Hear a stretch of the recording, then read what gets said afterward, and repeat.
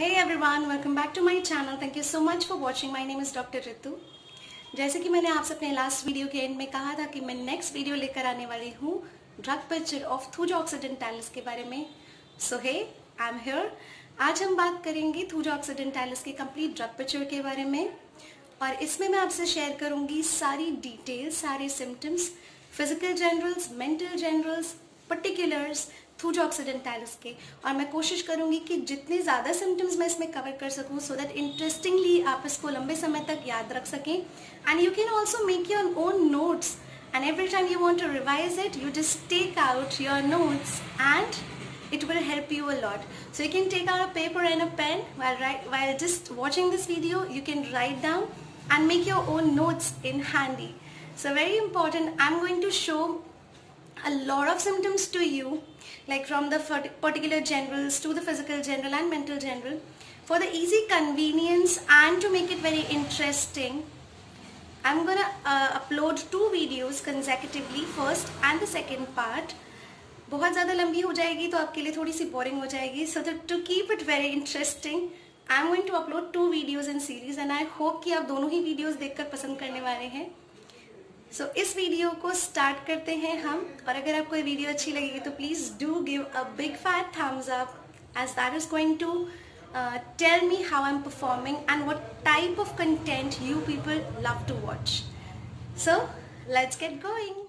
तो सबसे पहले हम कभी भी किसी भी ड्रग को जब पढ़ते हैं, स्पेशली किसी पॉलीक्रिस्ट ड्रग को हम पढ़ते हैं तो उसकी बिगिनिंग हम करते हैं उसके कॉमन नेम के साथ, और वो अगर प्लांट किंगडम है तो उसकी फैमिली के साथ, और साथ ही साथ फिर हम कुछ एक इम्पॉर्टेंट डिटेल्स जैसे कि मैं आपको जिस पैटर्न में बताऊंगी आप उसी पैटर्न में हर एक पॉलीक्रिस्ट ड्रग को पढ़ेंगे तो आपके लिए बहुत ईजी हो जाएगा उसको समराइज करना.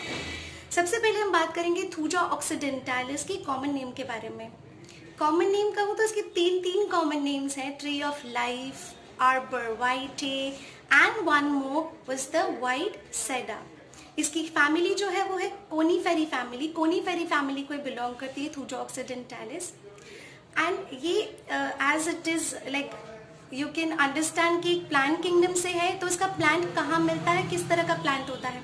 इसका जो प्लांट है वो आपको मिलेगा ज़्यादातर नॉर्थ अमेरिका के रीजन्स में. नॉर्थ अमेरिका के रीजन्स में ऐसी जगह जहाँ पर रिवर्स हैं, जहाँ पर बैंक ऑफ रिवर्स जैसे कि किनारे होते हैं, जहाँ रॉकी बैंक ऑफ रिवर्स होंगे, उन जगहों पर ये प्लांट ज़्यादा उगता है. इसकी लगभग जो है हाइट इसकी जाती है 20 फीट से 50 फीट और ये एक एवरग्रीन प्लांट है, मतलब सदाबहार है. हमेशा हर मौसम में ये जो प्लांट है वो उगता है और ये ब्लॉसम करता है. इसमें दैट मीन्स ये खिलते हैं, इसमें फ्लावर्स खिलते हैं मई से जून के बीच में. So May to June it basically blossoms. Thuja occidentalis का सेकेंड पॉइंट जो मैं आपसे शेयर करूंगी वो है इसका sphere of action. Thuja occidentalis किन ऑर्गन्स पे, basically it is a polychrest medicine and from head to toe, मतलब पैरों के नाखून तक, सर के बालों से लेकर थूजा की हर एक जगह ब्यूटीफुल इम्पैक्ट होता है, टू बी वेरी ऑनेस्ट. और इसके बहुत सारे सिम्टम्स हैं. I think doctor Samuel Hahnemann जो है उन्होंने ओरिजिनली जब इस ड्रग को प्रूव किया तो उसके सिम्टम्स उन्होंने दिए थे 634 symptoms of thuja.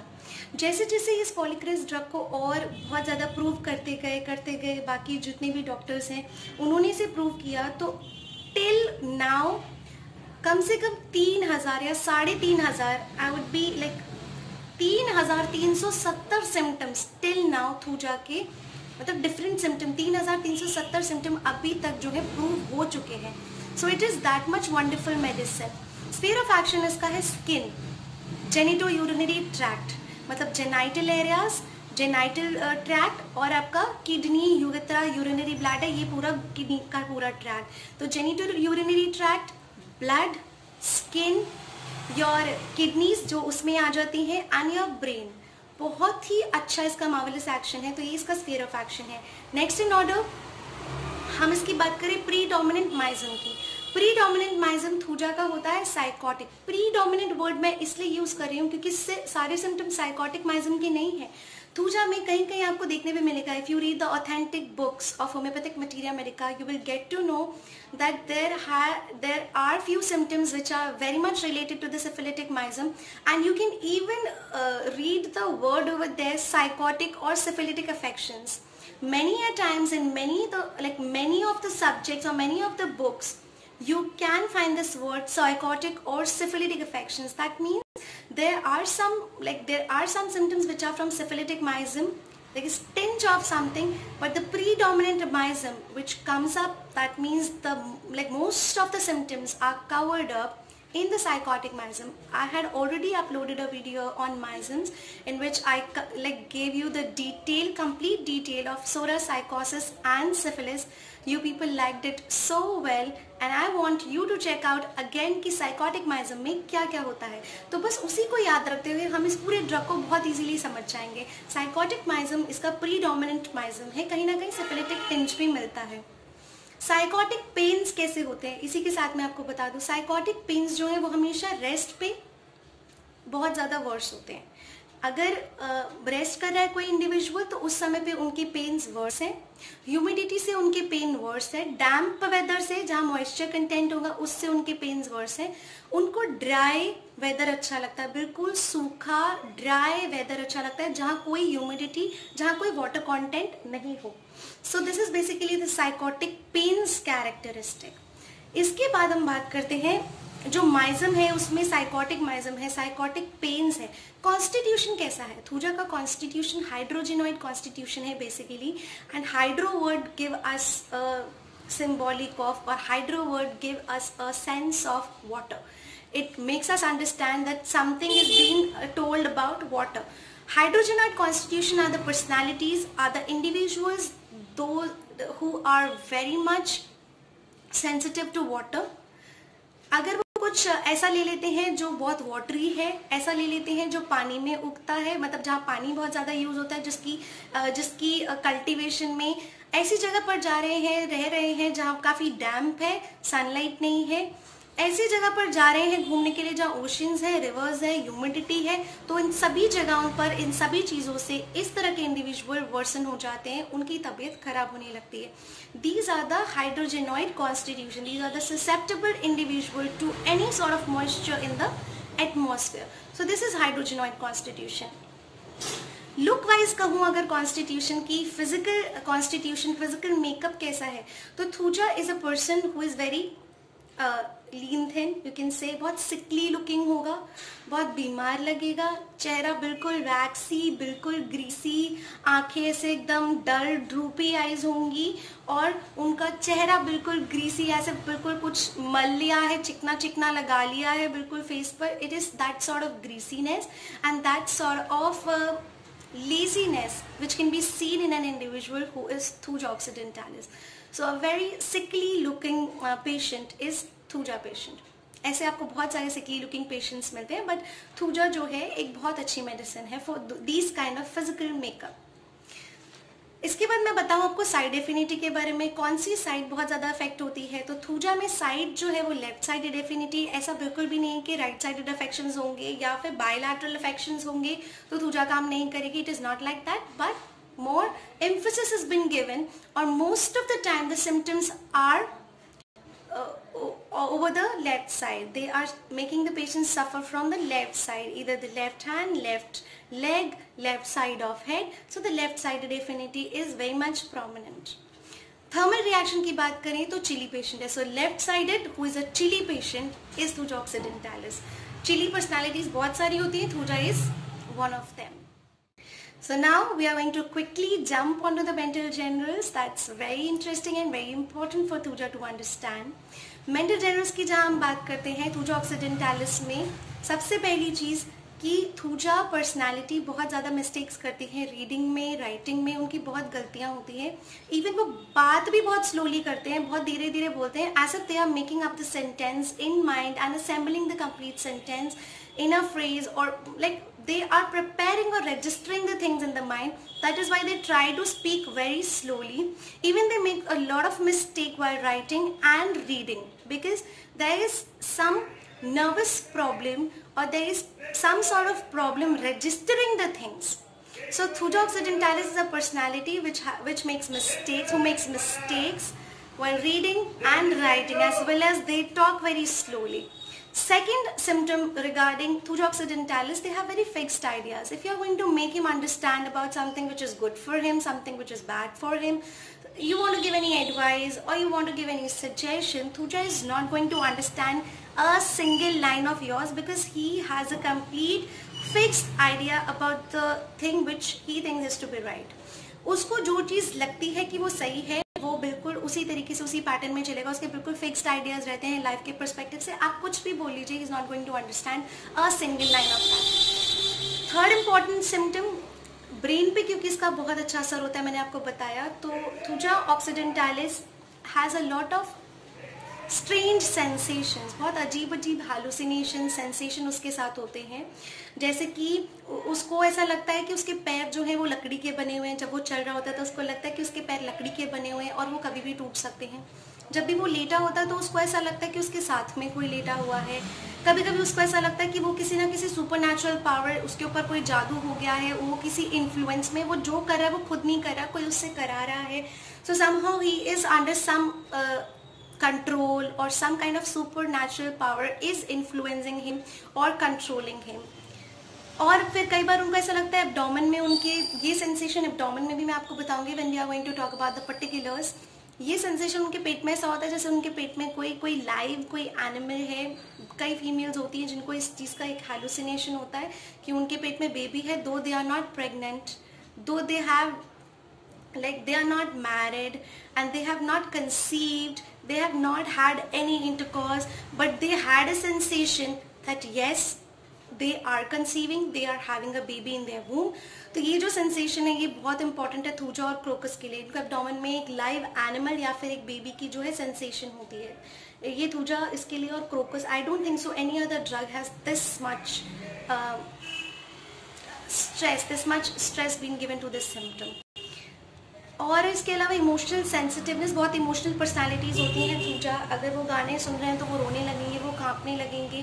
Depending on the type of song they are listening, they usually switch on to something very melodious, something very sad, और इस तरह के गाने सुन के वो रोने लगते हैं. इमोशनल सेंसिटिवनेस Thuja की बहुत इंपॉर्टेंट सिम्टम है.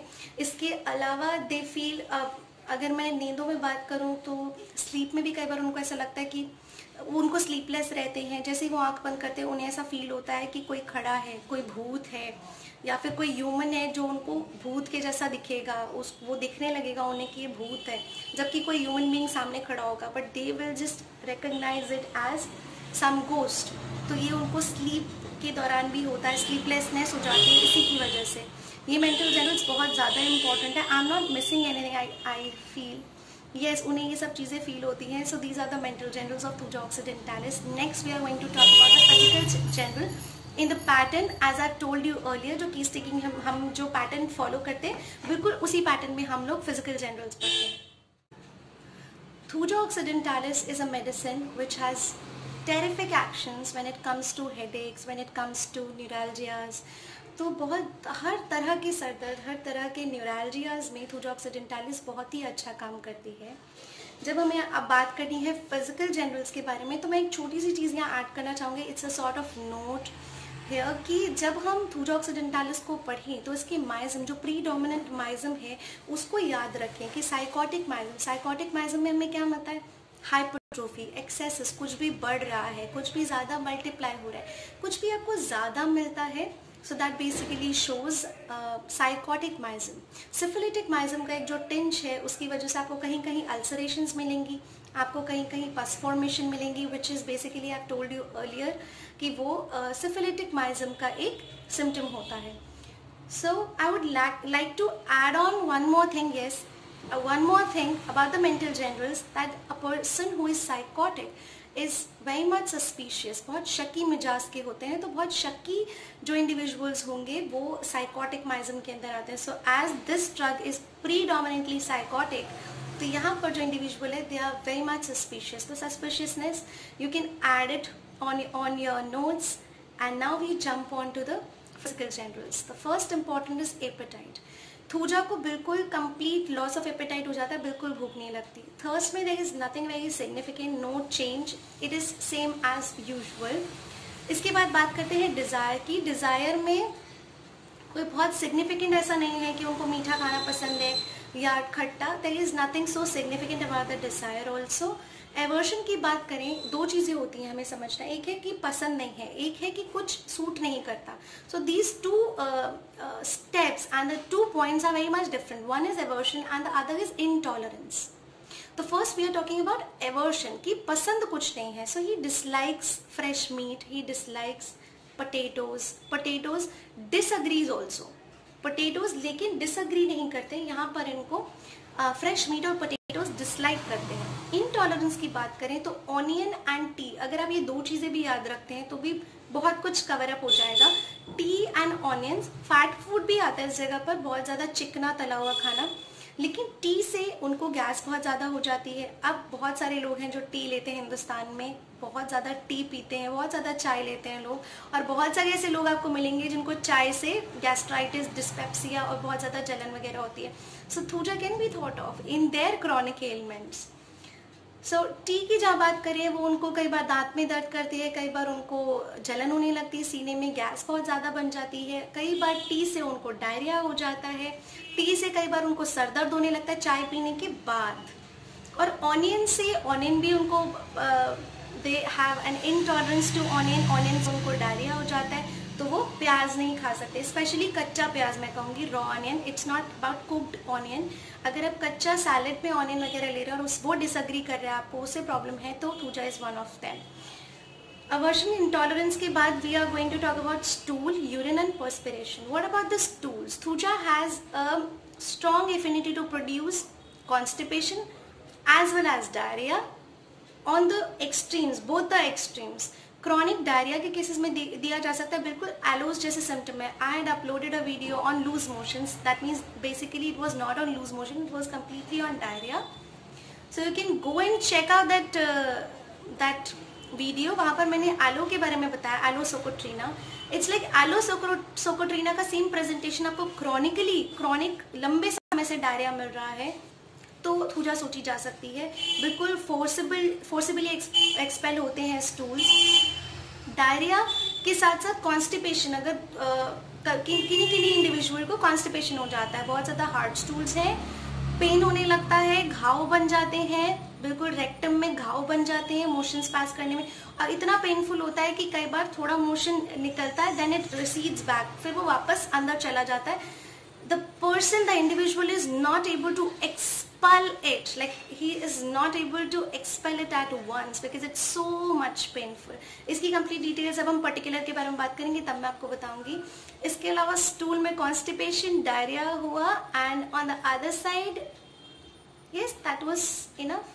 Yes, urine is mostly like कि जब भी यूरिन खत्म होने वाला होता है, पास कर रहे हैं, and at the end of the urination उनको बहुत कटिंग पेन होने लगता है। यूरिन में भी यूरेथ्रा में ऐसे कि गुदगुदी जैसी, या फिर यूरिन पास करने के बाद भी एक सेंसेशन ऐसा लगता रहता है कि यूरिन अब यूरेथ्रा में आ रहा है, एक टिकलिंग टाइप की होने लगती है। That's basically the symptom of regarding urine. Then perspiration, that's very important. Perspiration तो थूजा का बहुत ही important, and you must like put 2 stars next to it because it's very important. Perspiration जो है वो सिर्फ अनकवर्ड पार्ट पे होगा। Generally में पर्सपिरेशन कहाँ होता है, जहाँ हमने कवर किया हुआ है पार्ट्स को। जो अनकवर्ड पार्ट होंगे इसको पसीना वहाँ आएगा, सो जाएगा तो पसीना आएगा, और जब उठेगा तो पसीना बिल्कुल गायब। सोएंगे तो बहुत ज़्यादा पसीना आता है, अनकवर्ड पार्ट पे पसीना बहुत ज़्यादा आता है, या फिर ऐसा कह लीजिए कि सर के अलावा पूरे शरीर पर पसीना बहुत ज़्यादा आता है। दोनों सिम्टम्स को कवर करती है। स्वेट में भी इसको प्रोफ्यूज स्वेट है, और उसकी भी बहुत अजीब स्मेल है, खट्टी, फीटेड, सड़ा हुआ सा कुछ, बहुत खट्टी अमोनियकल काइंड ऑफ ओडर। और अगर प्राइवेट पार्ट्स में जिनको पसीना आता है, जिसकी very much similar to honey से बहुत ज़्यादा सिमिलर करती हुई स्मेल होती है, तो Thuja is one of the medicine. I don't think so, yes, in the complete materia medica, homeopathic materia medica, we do not have any other drug with this much heavy weightage, which shows that there is a lot of smell which is resembling honey over the genitals. So over the private part, being male, being female, doesn't matter, there is a honey smelling perspiration. That's very important. So Next to that is sleep. Sleep I've told you, sleeplessness. See apparitions. Apparitions जहाँ word पढ़ेंगे, apparition basically ghost देखना या फिर human कोई ghost के रूप में देखना. So apparitions and dreams of falling down. उनको ऐसा लगता है वो हर बार सपने में बार बार गिरते हैं. So dreams of falling down. So this was all for today. I hope you liked this video, and please do give a big fat thumbs up if you like this video, and subscribe to my channel. Press the bell icon right next to it. I'm gonna come up with another very interesting video, and the next part of Thuja Occidentalis telling you about the particulars, each particular from head to toe about Thuja. So till then, keep connected, stay tuned, and stay connected with homeopathy. Take care.